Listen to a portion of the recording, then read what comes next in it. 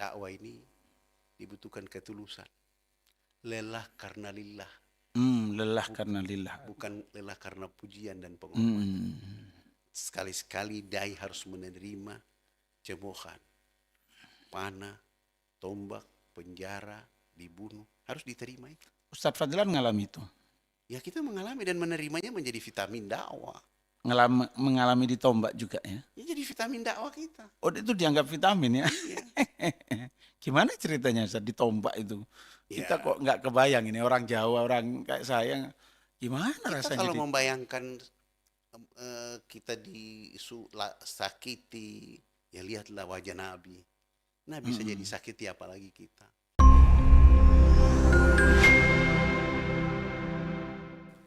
Assalamualaikum warahmatullahi wabarakatuh. Hamidan lillahi tabaraka wa ta'ala. Musallian wa musalliman ala rasulillah Sayyidina Muhammad wa ala alihi wa sahbihi wa mawalah. Pemirsa Al-Maliki TV, habibakumullah. Alhamdulillah saat ini kita bisa bersua kembali masih di dalam program unggulan dari Al-Maliki TV, yaitu program podcast santri. Dan saat ini kita berada di studio Al-Maliki TV. Alhamdulillah, Masya Allah, suatu kehormatan karena Al-Maliki TV kedatangan tamu yang betul-betul istimewa. Betul-betul istimewa, non jauh dari ujung timur negeri ini, dari Papua, Beliau adalah Ustadz yang populer dengan Ustadz Sabun ya Ustadznya.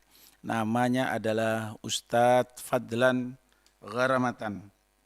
Nama lengkapnya Al-Ustadz Muhammad Zaf Fadlan Rabbani Al-Gharamatan. Assalamualaikum Ustadz Fadlan. Waalaikumsalam warahmatullahi wabarakatuh. Gimana kabarnya Ustadz? Alhamdulillah.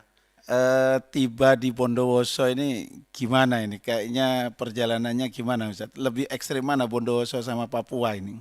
Ya kalau bicara topografi wilayah, Irian tetap jadi ekstrim. Oh jadi ekstrim, masih lebih ekstrim ya? Ya, Masya kalau ke Allah. Bondowoso itu kita hanya melalui jalan-jalan yang menyenangkan. Menyenangkan, Ya, Masya ini Allah. bagian dari safari dakwah kita. Safari dakwah. Para pemirsa channel Al-Maliki TV dalam program podcast santri ini, Ustadz Fadlan Gharamatan ini sangat populer sekali.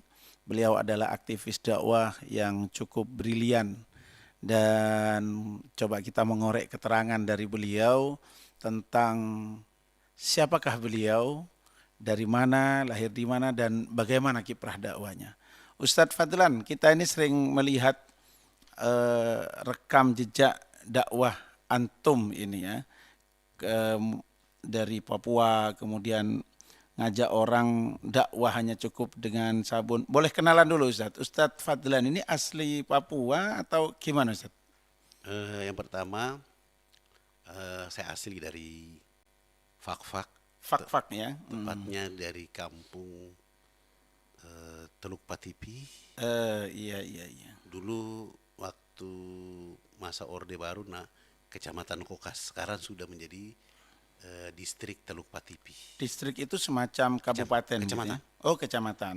Kecamatan Kabupaten Fafat dan Papua Barat. Alhamdulillah, eh, belajar Islam, tumbuh dengan Islam karena melihat karya dari seorang ayah. Selain jadi guru, mereka juga jadi guru sekolah, tapi jadi guru ngaji, Oh jadi ayah Ustadz Fadlan ini guru ngaji? guru sekolah dan guru Guru ngaji. sekolah, guru ngaji. Guru ngaji. Berarti dari keluarga Muslim Ustadz Fadlan ya? Alhamdulillah. Itu Muslim mulai generasi keberapa Ustadz Fadlan? Kalau ke saya ketujuh Generasi ketujuh. Kakek ketujuh sudah Muslim. sudah. Itu kok bisa Muslim dapat dari mana kan? Jauh dari Jawa itu Ustadz Fadlan. Kalau Hidayah itu bukan milik manusia, jadi tanpa batas, tanpa keadaan, tanpa situasi, hidayah akan datang. Masya Jadi Allah. walaupun Irian itu jauh dari wilayah-wilayah di Indonesia Tengah, Indonesia Barat, tapi hidayah mengantarkan Masya Allah, cahaya cahaya hidayah. itu muncul. Masya Allah. Sehingga ya kami bersyukur walau kulit hitam, rambut keriting, tetapi warna kehitaman dan keriting itu menjadi pancaran cahaya Islam dari timur untuk Sehingga Indonesia. hitamnya hitam mempesona ya Ustaz ya. Ya, Karena cahaya hidayah itu ya. karena hidayah itulah yang membuat suasana pencahayaan kepada Islam itu tumbuh, berkembang, dan diterima oleh masyarakat secara baik dan benar Hmm. di tengah-tengah kehidupan, baik di kampung, bermasyarakat, ataupun menjadi bagian dari umat yang ada di timur Indonesia untuk menjaga, mendedikasikan diri dengan agama ini untuk terus menyapa saudara-saudara kita, umat, dan masyarakat di mana saja berada. Masya Allah. Kalau bicara etnis, Ustadz Fadlan ini termasuk suku apa kalau di Kalau di Fak-Fak masuk kategori suku Onim. suku Onim? Di suku Onim itu ada dua suku besar, yaitu satu namanya Baham, yang satunya Matah. Baham itu di gunung, Matah itu di pantai. Di pantai. Kalau Ustadz Fadlan Pantai. yang pantai. Iya, iya, iya. Karena di bagian pulau kan, Iya, iya, iya. Oh, pulau ya. Ustadz Fadlan pulau. pulau.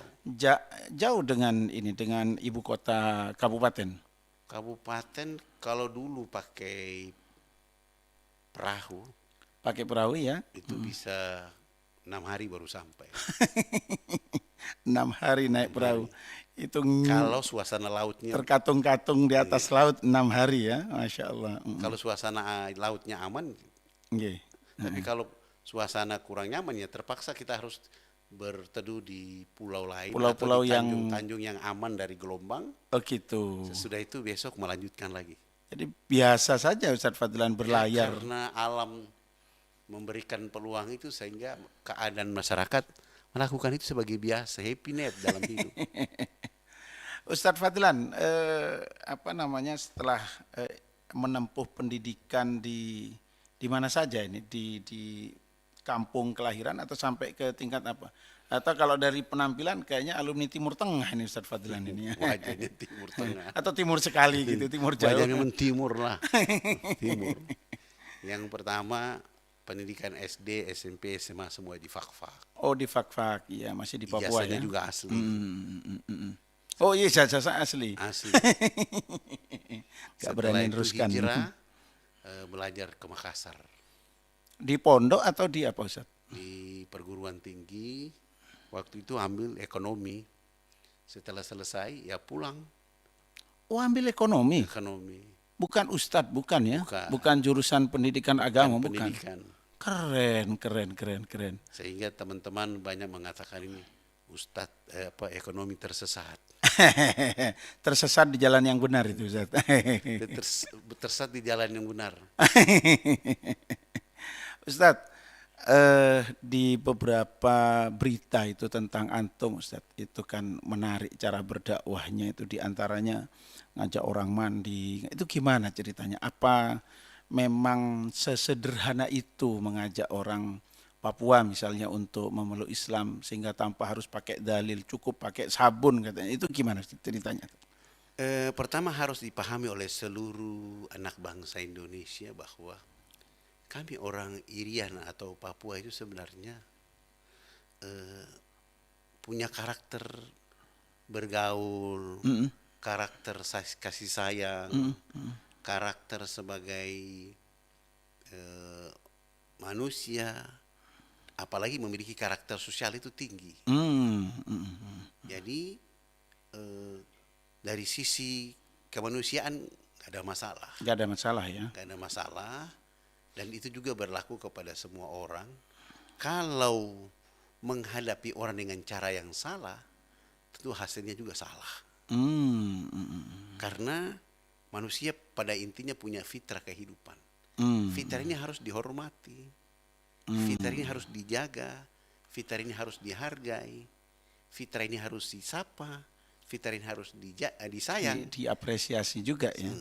Dan fitrah ini harus diberi sentuhan prestasi yang untuk mereka, sehingga mereka merasakan bahwa bukan masalah rambut, bukan masalah kulit, tetapi bagaimana hatinya tersentuh. Sehingga menyentuh mereka, sebagaimana kalau kita lihat surat di Al-Quran, surat An-Nahl atau surat 16 ayat 125, menyampaikan sesuatu tidak boleh dengan nafsu. Masya Allah. Nggak boleh. Tidak boleh menganggap kita yang paling hebat. Kamu salah, kamu keliru. Nggak boleh. Itu diantara kunci dakwah. Iya. Kunci untuk menyampaikan dakwah. Kita datang kepada siapa saja, energi kita adalah menyampaikan sebuah kebaikan, dan dia harus menelan kebaikan itu. Iya. Apakah sudah itu kita pergi? Tidak boleh. Merawat dia sampai dia sudah memahami betul hasil telannya itu dengan baik, sehingga dia akan bagian daripada kita yang melanjutkan. Karena pemahamannya, cara telannya benar, sehingga dia menyampaikan kepada orang juga dengan cara yang benar, dan pada akhirnya orang tidak memandang orang perorangan, tapi orang melihat, oh, Islam ternyata datang tidak saja mencerdaskan, tapi Islam hadir untuk mencerahkan, Islam hadir untuk mengkaryakan, dan memanusiakan manusia Islam juga. hadir untuk memberdayakan, Islam hadir untuk memandirikan, sekaligus membangun dan peduli. Masya Allah, ya salam. Dan ini menjadi energi di dalam dakwah, sehingga setiap orang yang berdakwah, jauhkan kebencian dan permusuhan kepada siapapun. Dan itu sukses dilakukan, Ustaz Alhamdulillah. Fadlan. Karena kebencian dan permusuhan itu melahirkan sebuah ketidakberuntungan. Jadi Ustaz Fadlan ketemu orang yang beda gitu ya, beda agama, beda keyakinan, beda ideologi, tidak pernah ada rasa benci dan menganggap mereka ini bagian dari objek kasih sayang gitu ya. Pertama, kita harus melihat mereka sebagai abdi, hamba. Hamba Allah. Semuanya sama hamba Allah. Termasuk kita yang berdakwah ini hamba Allah. Kita yang hamba. Yang kedua, kita juga harus melihat mereka adalah khalifah fil ard. Masya Allah. Wakil Allah di muka bumi.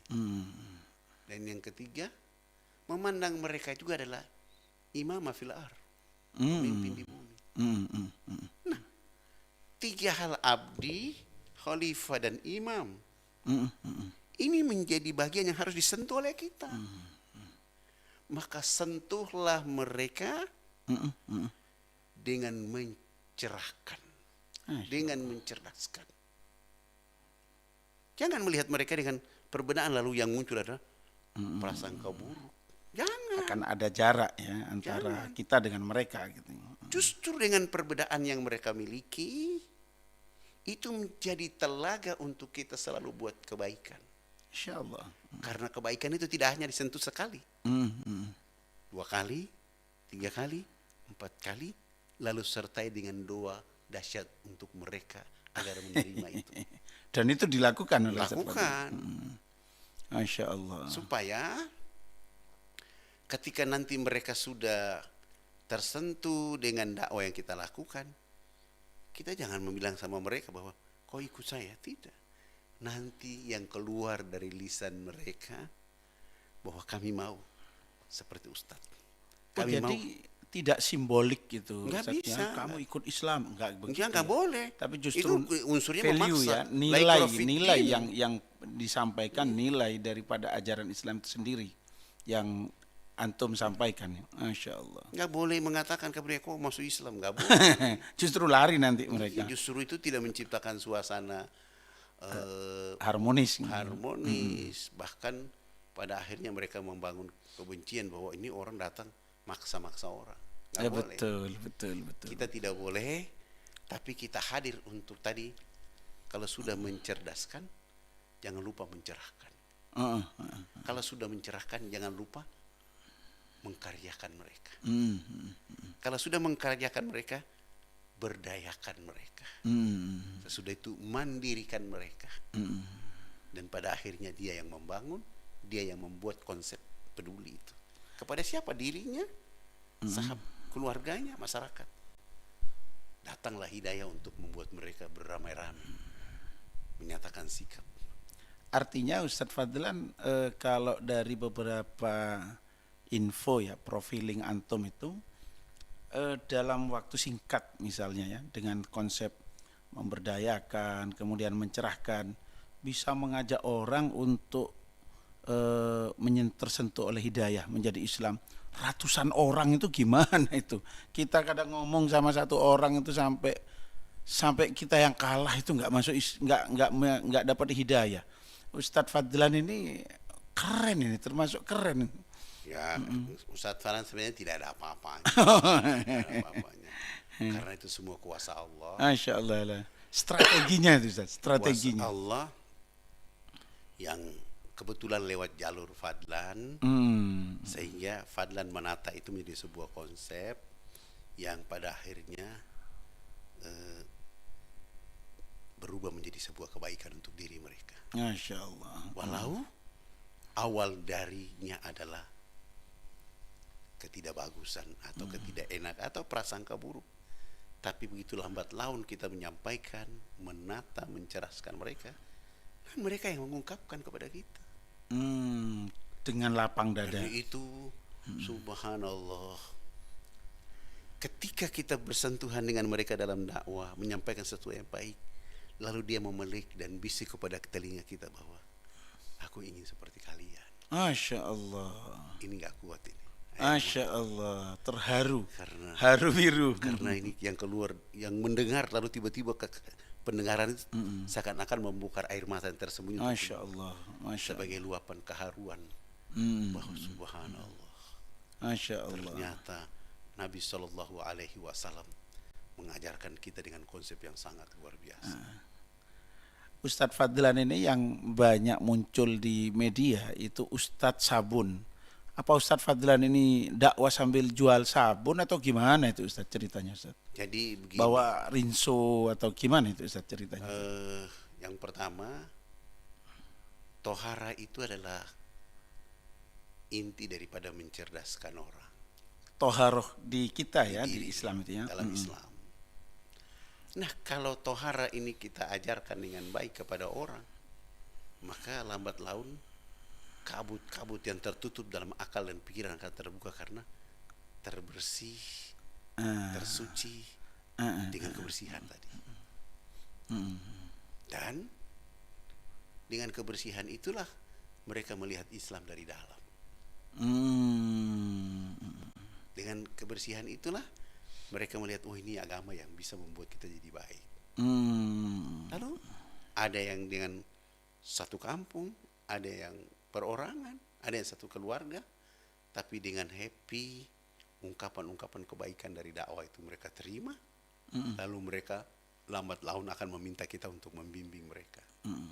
Jadi Ustadz Fadlan ngajari toharoh itu. Kita mengajar tohara fungsinya untuk membuka tadi pikiran mereka. Itu gimana? Bareng-bareng ke laut atau bareng-bareng? Enggak, kalau dia di sungai kita pakai sungai, kalau di gunung ada danau kita pakai danau. Ustadz Fadlan ikut mandi juga? Ikut sebagai master, mentor di lapangan harus. Cuma pada saat di syuting jangan nampakkan. Itu tidak kaget mereka Ustadz. Mereka tidak pernah pakai sabun, tidak pernah pakai. Bayangan saya kan begitu itu. Gimana? Karena pertama, kalau dia jauh dari kampung tentu tidak bisa dapat sabun. Dan siapa yang mau bawa ke sana? Oh gitu. Siapa yang mau bawa ke sana? Maka kita melihat itu menjadi satu pintu kebaikan. Maka kita antar sekaligus praktekkan di lokasi. Dipraktekkan sama Ustadz Fadlan. Ustadz Fadlan ikut mandi pakai sabun juga. Nanti baru mereka lihat. Awal mereka tertawa. Ih, ada apa itu? Oh dianggap ritual aneh gitu. Iya, nanti lambat laun, oh melihat yang lain sudah berubah, mulailah mereka ikut. Bahkan kita sudah mulai bikin juga proyek-proyek kegiatan-kegiatan yang dapat melakukan rebonding di pedalaman. Oh rebonding. Oh jadi rambut yang asalnya keriting di rebonding. Biar perempuan itu punya rasa pede, Oh punya iya, percaya iya, diri iya, iya, iya. bahwa saya sebagai seorang manusia harus punya penampilan yang berbeda. Kegembiraan itulah yang membuat kita ikut bahagia karena Jadi pintu jadi hidayah. pintu hidayah di situ. Sederhana sekali Ustadz ya. Jadi nggak usah susah-susah bahas. Enggak usah susah-susah buka kitab hadis, kitab Bukhari, kitab apa. Antum cukup bawa sabun. Apa yang mereka rasakan setelah mandi itu apa Ustadz? Kan mereka jarang mandi. Pada akhirnya kan mereka bertanya, ceritalah kita dengan kebersihan tohara tadi kepada mereka. Lambat laun, ya hidayah tadi datang. Allah. Yang kedua, yang berikutnya adalah kepada seluruh para pemirsa, dakwah ini dibutuhkan ketulusan. Lelah karena lillah, Lelah karena lillah. bukan lelah karena pujian dan penghormatan. Sekali-sekali dai harus menerima cemoohan, panah, tombak, penjara, dibunuh, harus diterima itu. Ustadz Fadlan ngalami itu. Ya kita mengalami dan menerimanya menjadi vitamin dakwah. Mengalami ditombak juga ya. Ya jadi vitamin dakwah kita. Oh itu dianggap vitamin ya. Iya.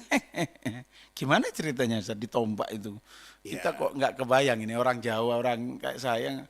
Gimana Kita rasanya? kalau membayangkan kita sakiti, ya lihatlah wajah Nabi. Nabi saja disakiti apalagi kita. Nabi difitnah, dicemooh, Dilempari batu. dilempari batu, dilempari kotoran. Hmm. Tapi subhanallah, seorang Nabi Muhammad sallallahu alaihi wasallam justru menebarkan kebaikan terus walaupun dirinya disakiti. Maka wahai seluruh para dai di mana saja berada, ketika engkau berdakwah dan menemukan permasalahan seperti di penjara, ditombak, disakiti, selesai saja, bahagia saja, karena Nabimu mengalami itu. Saya penasaran yang ditombak ini Ustadz. Kena apanya tuh Ustadz waktu ditombakin? Ada yang di kaki, Kaki ya. ada yang di pinggul. Mikir-mikir juga ini jadi kayak Ustadz Fadlan ini. Nanti kena tombak salah kena ini nanti ya. Kena kaki, kena pinggul. Jadi jadikan, menurut saya jadikan itu jadi vitamin dalam dakwah supaya jangan Jadi vitamin, betul. jadi kapsul, sehingga itu menjadi energi mendorong kita untuk bergerak, untuk menemukan apa yang menjadi visi misi Nabi dalam hidup. Kalau kita lihat visi Nabi yang paling dahsyat itu hanya di surat 9 ayat 128. Laqad ja'akum. Tapi intinya di dalam adalah anitum harisum alaikum bil mu'minina raufur rahim. Masya Allah. Buat mereka bahagia, buat mereka selamat. Kebahagiaan dan keselamatan hanya bersama Allah. Masya Allah, Masya Allah. Ustadz Fadlan, ini meskipun malam ini semangat sekali ini Ustadz Fadlan ini ya. Ustadz Fadlan itu ada yang lagi viral, Ustadz Fadlan sholat, kemudian dikelilingi oleh kepala-kepala suku. Itu dalam rangka apa? Itu diadili atau gimana Ustadz yang lagi viral ini? Oh, itu ketika kita memperlihatkan sholat di saat itu, mereka menyaksikan dan mereka keliling panggung itu hanya untuk melihat apa yang menjadi masalah di situ. Lalu mereka akan tanya, itu apa? Dan aneh bagi mereka ya. Bagi mereka kan, kok agama seperti itu? Tapi setelah kita jelaskan satu persatu, baru mereka bilang, oh. Antum jelaskan itu, Jelaskan, gerakan-gerakan sholat. Jelaskan kenapa, kan mereka tanya, kenapa angkat tangan? Terus kenapa bicara-bicara? Ya kita menjelaskan apa adanya kepada mereka dan dahsyat. Dahsyat, subhanallah. Dan mereka menerima dengan penjelasan Ustadz Fadlan. Dengan menerima dengan penjelasan itu, dan pada akhirnya mereka merasakan bahwa bagian dari kehidupan yang harus diperbaiki. Oh, ibadah sholat yang kita lakukan itu akhirnya disimpulkan bagian dari ibadah. Ibadah. Itu berapa orang yang akhirnya nerima Ustadz? Ya waktu itu satu tempat, satu kampung yang jumlahnya hampir 3.712. Allah ya salam. 3.712 712 orang. orang. Artinya langsung mereka ikut antum gitu ya, karena tertarik dengan gerakan Dengan sholat. penggerakan itu akhirnya kita mulai buat tadi, memberdayakan mereka, membuat apa yang menjadi potensi di kampung untuk mereka, sambil meningkatkan pengajian, majelis taklim, serta mencerdaskan mereka untuk bisa baca Quran. Dan pada akhirnya, ya mereka menikmati itu dengan happy. Oh, sampai hari Nanti ini. kalau antum ada waktu, ikut saya bawa ke pedalaman, nggak usah lihat sholat subuhnya, tapi lihat sholat duhurnya. Oh gitu, siap Ustaz. Kita berada di balik gunung yang lain, tiba-tiba ada suara dari gunung yang lain. Allahu Akbar, Allahu Akbar. Allah, Tidak ada satupun orang yang kuat mendengar kalimat itu karena pasti terharu ya, terharu, karena seakan-akan dari bawah kampung, menembus dinding-dinding menembus gunung. dinding-dinding, kita menyaksikan Allah secara langsung, Allah. padahal mendengar. Dan itu ada di pedalaman Papua. Dan yang ajan siapa? Yang rambutnya keriting, kulitnya hitam keling, dari hutan rimba itu, membesarkan nama Allah Allah, untuk negeri kita Indonesia. Allah. Keren, keren, keren, keren, keren. Senandung adzan yang syahdu bisa terdengar merdu dari pedalaman atau belantara Papua. Subhanallah. Jadi tertarik ini Ustaz Fadlan ya, untuk ikut masuk, keluar masuk, belusuan di belantara Papua ini. Masya Allah. Ustadz Fadlan, untuk merawat mereka yang sudah masuk Islam, yang sudah mu'alaf, Ustadz Fadlan punya lembaga atau gimana ini untuk merawat? Kita punya lembaga namanya Al-Fatih Kafah Nusantara, yang menjadi sebuah lembaga resmi dari negara yang bergerak untuk melakukan dakwah kemanusiaan. Pusatnya di mana itu Ustaz? Sekarang ini karena kita bikin pesantrennya di Bekasi, maka kita satukan semua di Bekasi karena berdekatan dengan Ibu Kota Republik Indonesia. Tetapi di kampung-kampung tetap kita ada alumni. Di Papua sana ya? Ada masyarakat, ada orang yang kita libatkan untuk memberi dukungan, dan kita datang untuk berdakwah. Artinya SDM dari Papua dibawa ke Bekasi, kemudian digembleng, itu sampai setingkat apa Ustaz? Sampai kampus, perguruan tinggi? Sampai perguruan tinggi. Sampai perguruan tinggi. Sesudah itu kita antar kembali ke kampung halaman. Itu rata-rata jurusan agama atau macam-macam? Masya Ada yang Allah. bidan, ada yang perawat, ada yang dokter, ada yang tentara, ada yang polisi, ada juga yang sekolah camat, ada yang sekolah Oh, kayak bisnis, STPDN gitu ya? Ya kayak STPDN, sekolah camat gitu ya? Oh. ada yang begitu. Ada juga yang dia berpikir, oh saya jadi dai saja cukup. Masya Allah. Pemirsa Al-Maliki TV, hafidhakumullah. Podcast santri kali ini memang luar biasa karena menghadirkan beliau ini sangat dramatis ya. Dan beliau berkenan walaupun capek-capek payah, tapi karena ruhul jihadnya luar biasa, sehingga beliau berkenan untuk hadir di studio Al-Maliki TV. Ustadz, kita ingin dengar istimewa dari antum, tausiah istimewa untuk para pendai-pendai, santri-santri Al-Maliki, mahasiswa STI Al-Maliki, atau semua generasi muslim agar memiliki ghirah dakwah seperti yang antum jalanilah selama ini, karena ini adalah merupakan aset umat yang luar biasa. Fadhol Ustaz. Para mujahidah di mana saja berada, terkhusus keluarga besar Al-Maliki TV, sebagai pemirsa yang terbaik, saya menyampaikan bahwa tidak ada pekerjaan yang paling bergengsi di dunia kecuali berdakwah. Masya Allah. Karena Nabi SAW di dalam perjalanan dakwanya dahsyat bagi orang-orang yang ada di jahiliyah waktu itu. Hadirnya Islam dengan lisannya Rasulullah, lisannya Abu Bakar Siddiq, lisannya sahabat-sahabat yang lain, menjadi sebuah luapan kegembiraan alam semesta. Karena mereka menyampaikan kalimat kebaikan dari langit Allah. untuk orang-orang yang ada di bumi agar menjadi orang langit. Allah. Risalah langit untuk penduduk bumi agar mereka naik pangkat menjadi manusia langit. Dan dakwah adalah sesuatu yang bergengsi ya. Bergengsi untuk mereka. Maka jadikan dakwah itu menjadi sebuah pekerjaan lelah karena lillah. Ya salam. Lelah karena lillah. Lelah untuk Allah. Jazakumullah Ustadz Fadlan. Kayaknya mungkin ada pengen baca Al-Quran atau apa ini. Kita pengen dengerin gimana iramanya orang Papua ini. Apa adan atau apa. Terakhir ini penutupnya ini sebelum kita closing kepada pemirsa. Mungkin ada irama pujian atau apa Ustadz Fadlan? Yang pertama saya menyampaikan sebuah kata-kata orang Irian. Pakai bahasa Irian. Pakai bahasa Irian. Gutakafat lapidem set saife nunfi kadendo. Batu itu keras. Ditetesi setitik air hujan dari tahun ke tahun. Batu yang keras itu berubah menjadi tanah. Seberat apapun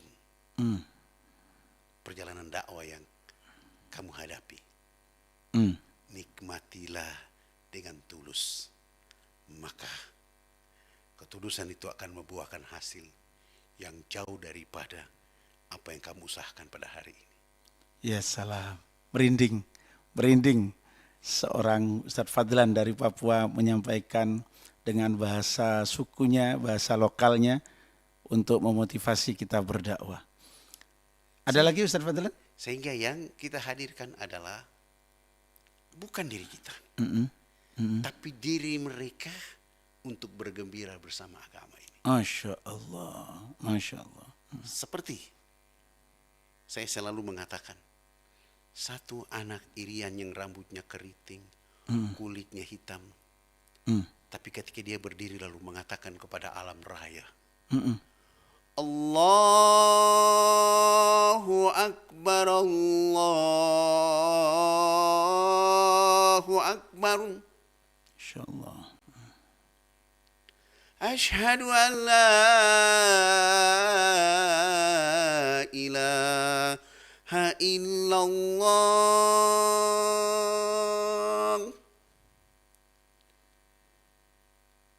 wa ashhadu anna Muhammadar Rasulullah. Hayya 'alas salat, hayya 'alal falah.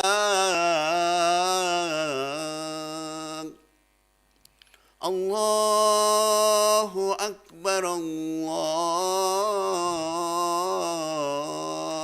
Akbar. La ilaha illallah. Lisan yang mereka ucapkan membesarkan nama Allah, menempatkan kepada alam bahwa tidak ada Tuhan kecuali Allah. Lalu menyampaikan kepada alam bahwa manusia yang akan menjadi saksi tentang keadaan mereka adalah Rasul Muhammad sallallahu alaihi wasallam. Lalu genggaman hati mereka erat-erat untuk mendatangi pintu kebaikan untuk berdialog langsung dengan Allah dalam sholat itu. Setelah itu mereka bawa pulang hayal al-falah, kemenangan. Masya Allah. Kulitnya hitam, rambutnya keriting, tapi genggaman kemenangan bersama Allah tumbuh dengan dalam di hati mereka. Masya Allah.